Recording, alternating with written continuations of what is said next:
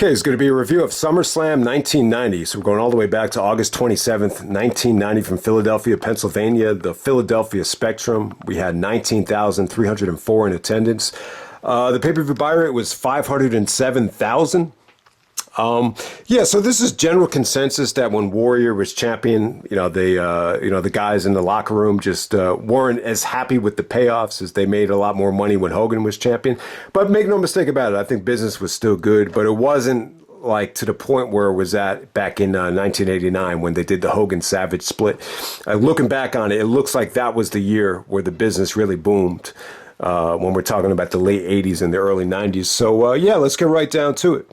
First match of the night, we got Power and Glory of Paul Roma and Hercules out there with Slick to take on the Rockers of Shawn Michaels and Marty Jannetty. Okay, so Shawn, anyone that remembers this match, you remember Shawn just on the outside selling the knee injury. I believe he got into like a minor motorcycle accident, had to get knee surgery. So, before the match even starts, Hercules takes that chain, just starts whacking Michaels over the knee with it. And Shawn's just like screaming in pain the whole match. He doesn't even get into the ring.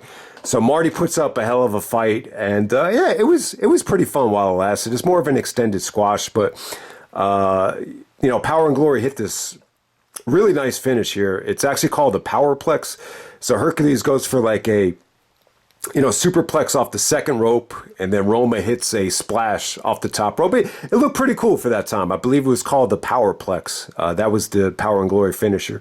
Next up, we have Mr. Perfect defending the Intercontinental Championship against the Texas Tornado of Kerry Von Erich. Yeah, this was cool, man. The only gripe with this match is just way too short. I mean, why was this only 5 minutes? This could have been a SummerSlam classic, man, because the crowd was hot for this. They exploded when the Texas Tornado, Kerry Von Erich, won the Intercontinental Championship. They marked out for him. The Claw got a great reaction.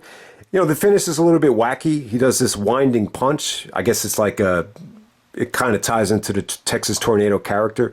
Like a tornado punch, I guess you want to call it that. But yeah, the fans love the Texas Tornado. I mean, when you think of Kerry Von Erich, you think of him in the Dallas Sportatorium, the Dallas area, but they're in Philadelphia here, and they still, went crazy for him. I mean, there's a lot of similarities here between him and the Ultimate Warrior, just in terms of the look, the physique, the tassels on the boots. So yeah, it's just kind of got me thinking, how come, they didn't do more stuff together? Because obviously they're both baby faces, but it would have been cool to see them, do more interaction back in that day. I just don't remember it.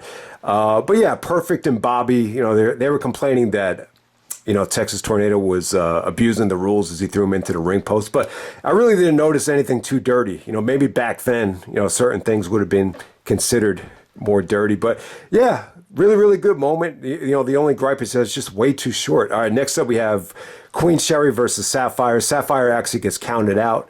Sherri starts like screaming during the countdown. Roddy Piper on commentary actually said, yeah, that's why they call her Scary Sherri, because she scared Sapphire away. So yeah, Vince and Piper, what a combination on commentary for this night. Next up we got the Warlord taking on Tito Santana. Yeah, probably the most disappointing match of the night. One of them, I really wanted to root for Tito here. Didn't get much offense in, but he hell of an underrated worker. He definitely got his moment at Survivor Series. Survivor Series 1990 might have been the biggest night of Tito's life, as he was able to tag with Warrior and Hogan in the main event. But yeah, Warlord just kind of overpowered him. Tito did hit, like a running forearm to really build some momentum here, but then Warlord gets his foot on the rope. Ultimately, gets distracted and hits Tito with a power slam to put him away. So he just kind of outpowered him in about 5 minutes. But I really thought this had potential, but it just ended up falling a little bit short. Next up, we have Demolition taking on the Hart Foundation for the Tag Team Championships, 2 out of 3 falls. I got to say, probably the best Hart Foundation match. Can anyone find the Hart Foundation match that was better than this one?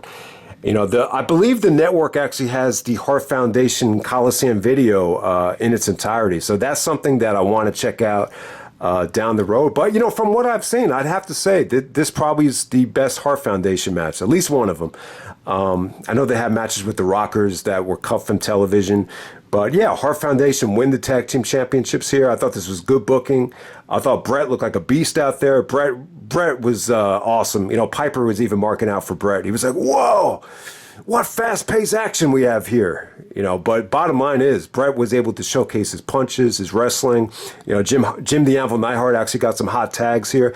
I just thought for 1990, this was really good action, really, really good booking too. So at this time, Demolition was actually Smash and Crush. So Axe actually comes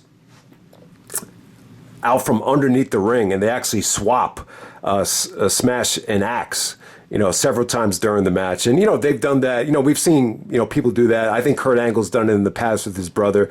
But, just the way that Demolition looks, especially Smash and Axe, it's tough. It was tough for the referee to tell them apart. So Legion of Doom, the Road Warriors actually come out and try to neutralize this thing. And, yeah, it ended up being a lot of fun. I mean, this is 2 out of 3 falls. They only went about a little bit under 15 minutes, but it was really, really good drama. Demolition wins the first fall with the elbow drop off the top rope, that double team elbow drop.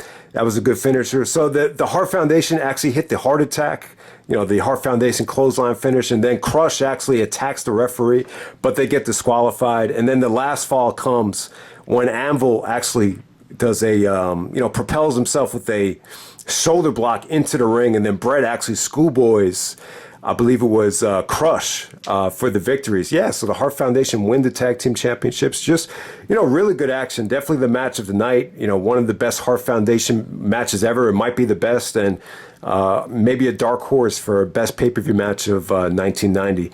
And we move on from there. Next up, we have Jake the Snake Roberts taking on Bad News Brown. We got the Big Boss Man as the special guest referee here.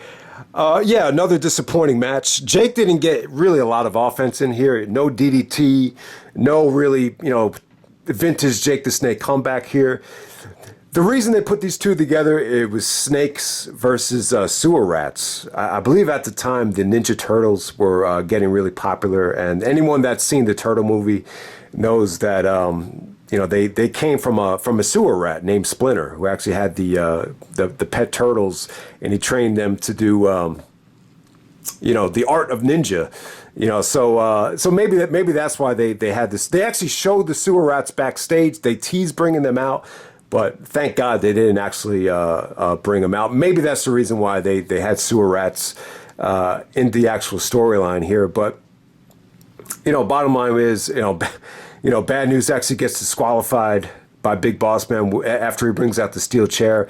Then after the match is over, he tries to, I don't know what he was trying to do. I guess he was trying to elbow drop the Snake while Damien was still in the bag, and then Big Boss Man put an end to it. And then Jake actually, takes the Snake out. Bad News actually runs away from the Snake like he was scared of it.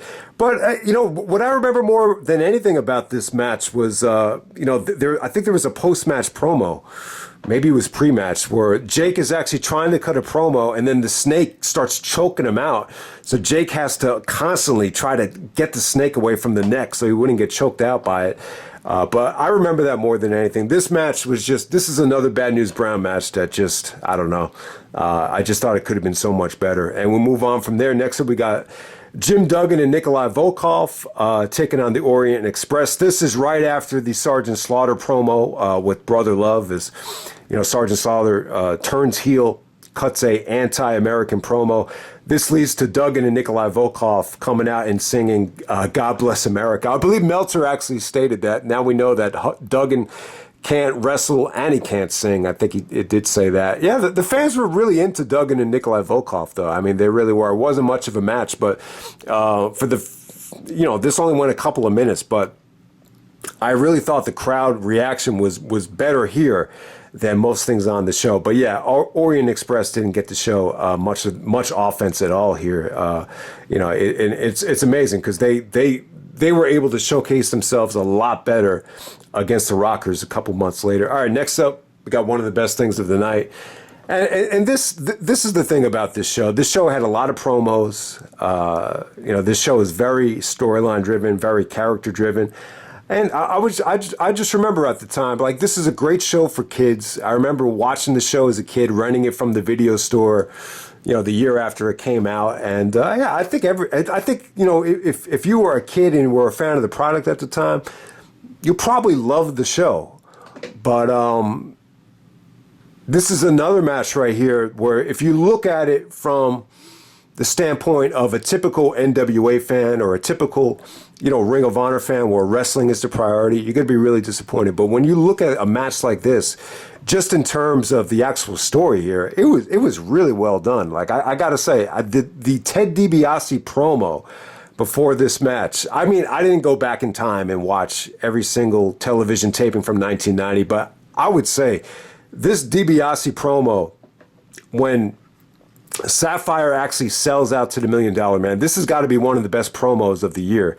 And this really beautifully sets up The Undertaker's debut at Survivor Series as, what it really does. It puts the nail in the coffin on the Randy Savage-Dusty feud, and it really opens the door up for Dusty to feud with DiBiase. And that led to Undertaker coming out as a surprise entrant at the Survivor Series. But yeah, DiBiase came off like such a heel there. He said, everybody's got a price for the $1 Million Man, even you, common man. And then he said, what Sapphire did, she actually took like this really expensive diamond necklace, and you see her actually sell out to DiBiase. And DiBiase just says that's what Sapphire did.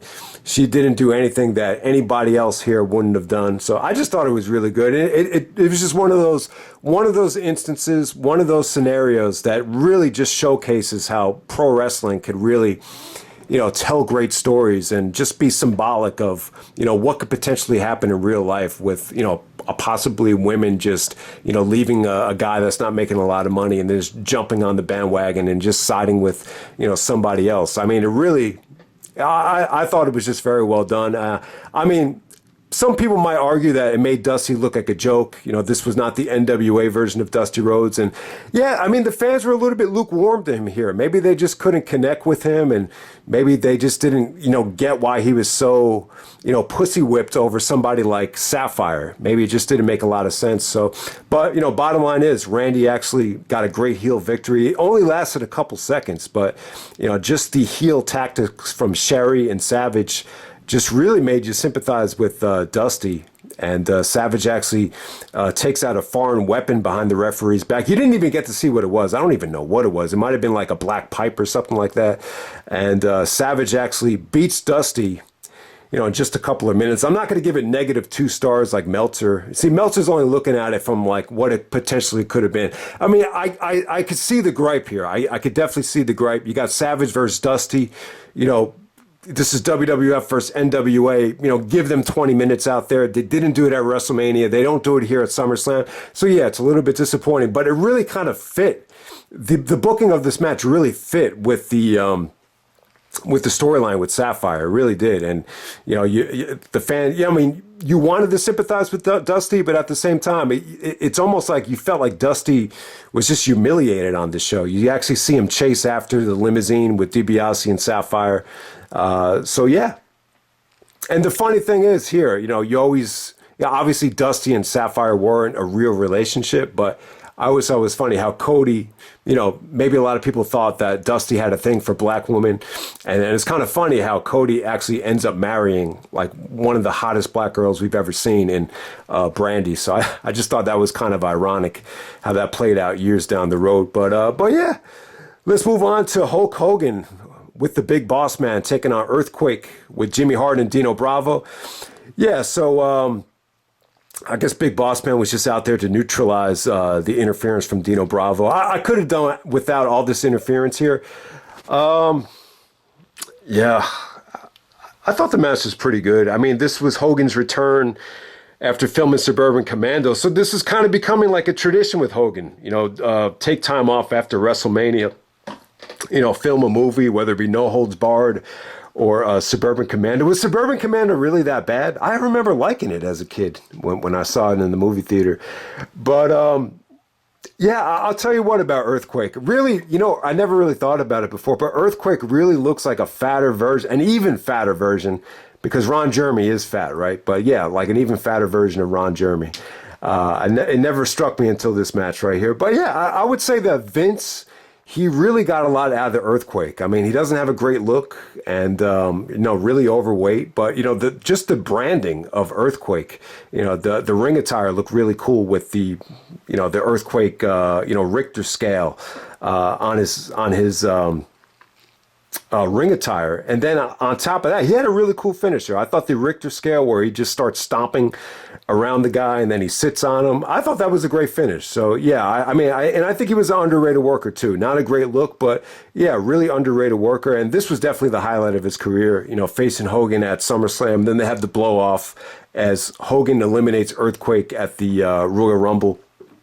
That's kind of where the whole Hogan Earthquake thing had his blow off, and this was good for Hogan. This was like because Ultimate Warrior was the champion. It gave him that larger than life, kind of Andre the Giant substitute to kind of combat, just to give him something to do, until he got back to the title picture.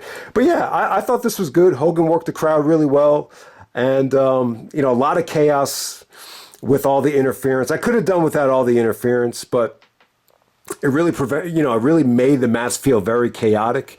And yeah, I gotta say, they made Earthquake look good here. He actually hit 2 Richter scales on Hogan. The second one, you thought that was pretty much it. Even Vince was selling the fact that Hogan was going to be pretty much done. And, this is one of the great careers in wrestling history. And it's probably all going down the drain. And then Hogan actually hulks up out of the second Richter scale. And it was actually really good. Hogan worked the crowd really well. And I think everyone pretty much went home happy here. I mean, the ending actually features Hogan suplexing Earthquake on a table.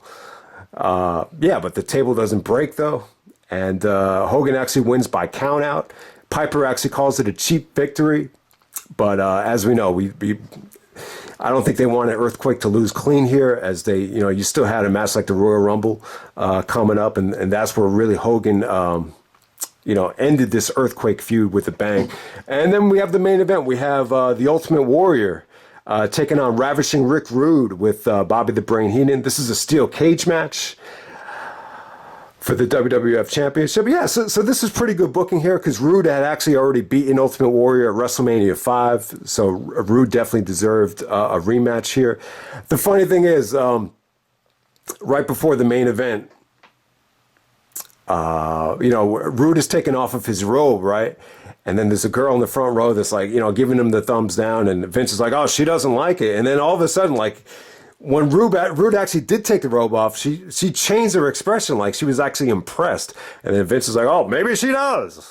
So I thought that was really funny, more than anything here. But yeah, Warrior, I actually like Warrior's promo here. The one thing you could take away from all of these promos, that they didn't feel scripted. It really just felt like, cut a promo with Mean Gene, go in this direction, talk about Philadelphia, talk about the Liberty Bell, and, just try to make the best of it. And yeah, it really, like, even though this Warrior promo is a little bit over the top, like, it doesn't feel scripted. It doesn't feel like Brian Gerwertz, told Stephanie McMahon and Triple H and Bischoff to go out there and memorize lines here. So that's one thing you could take away from this show. I mean, there's a lot of interviews on this show, and, there's really not a lot of, matches that got enough time to really deliver. So that's probably the biggest gripe you could have with the show. But yeah, man, I got to give it up to Ultimate Warrior, man. I was a huge Warrior fan. I was obsessed with like Superman and superheroes when I was a kid. So obviously Warrior was going to be my guy. Hulk Hogan was a little bit before my time. Like the peak of Hulkamania was probably like WrestleMania 3. Obviously, I was a little bit too young at that time. So for me, like Warrior was my guy. Even though Hogan was still, somewhat in his prime at this time, everybody was just crazy about the Ultimate Warrior, man. I remember I could find pictures of like barbecues with like kids outside, and every kid had the Warrior face paint on. It was just unreal. So yeah, this was a good match. This was a good combination for Warrior. Rude was able to sell his ass off for the Ultimate Warrior. And even though this show and this time is really geared for kids, Rude still juiced here. You still saw a little bit of blood. Hogan actually bled like crazy at WrestleMania 7. So as much as it was geared for kids with the wrestling buddies and all that stuff, guys were still allowed to bleed. So that's another thing that I thought was really cool about this era. The funny thing is, during this match, Warrior starts doing the raising his arms, and he goes like this, and Vince is like, what does that mean? And then Vince is like, he's getting his power from the Warriors. So yeah, the combination of Piper and Vince, I thought, it wasn't great, but it was definitely entertaining.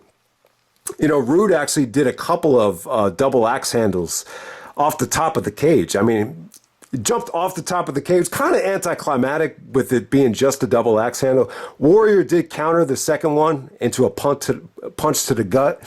But yeah, I thought this was good action, and the segment where Warrior actually hulked up and started using the rope to get energy and gorilla press Rude. It was a pretty good ending. I think the match could have been better. It's definitely not their best match. I think their SummerSlam match from the year before blows this thing away. But this is still a really, really good title defense for Warrior. That blue steel cage, I don't think it's aged that well, and it's really kind of funny how they have to burn time by just cutting promos just to get that thing set up, as we live in a different time, different era now, where you could just bring the cell down or bring the cage down from the rafters.